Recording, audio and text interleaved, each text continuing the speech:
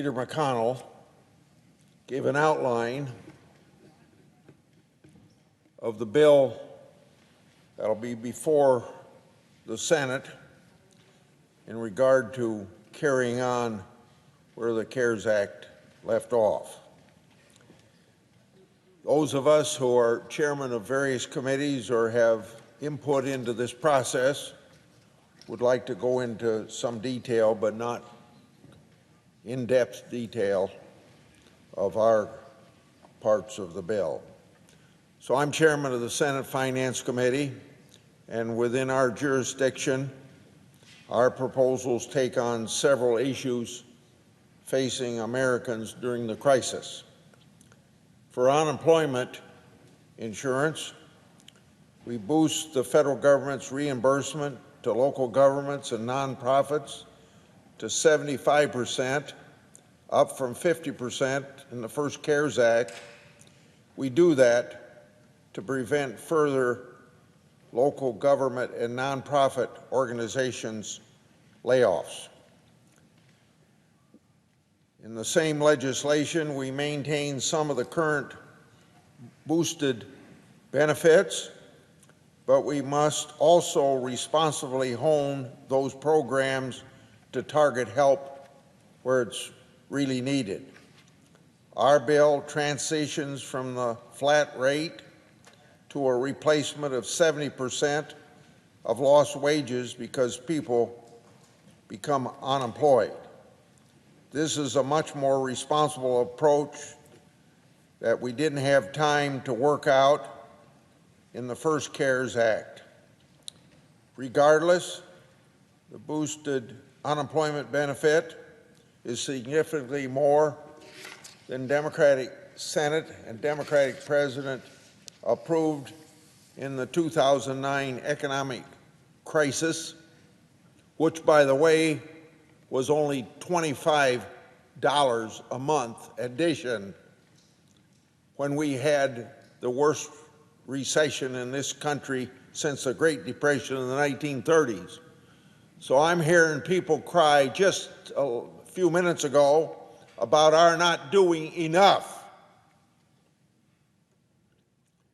And it doesn't make sense to do what we knew we were doing wrong, but we had to do it to get help out to the people who were unemployed when for the last 4 months we were paying out of the federal treasury $600 a month in addition to what each state would pay for those unemployed.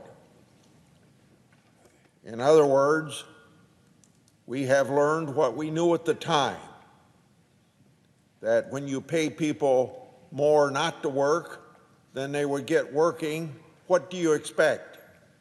People will not work. And what this country needs is more workers. If we're going to get this country turned around, it's not going to come from money from unemployment to individuals, because government doesn't create wealth, it only consumes wealth. And if you want to create a bigger economic pie for everybody, more workers are going to be a bigger economic pie. Now, going to our tax provisions in this same bill. Our tax provisions aim to help Americans get back to work and help businesses safely open. We expand access to the CARES Act employment tax credit for small and medium-sized businesses. We expand the work opportunity tax credit for larger employers hiring people currently receiving unemployment compensation. We also provide a new credit for expenses like personal protective equipment and cleaning needed to maintain a safe and healthy workplace for employees and for customers.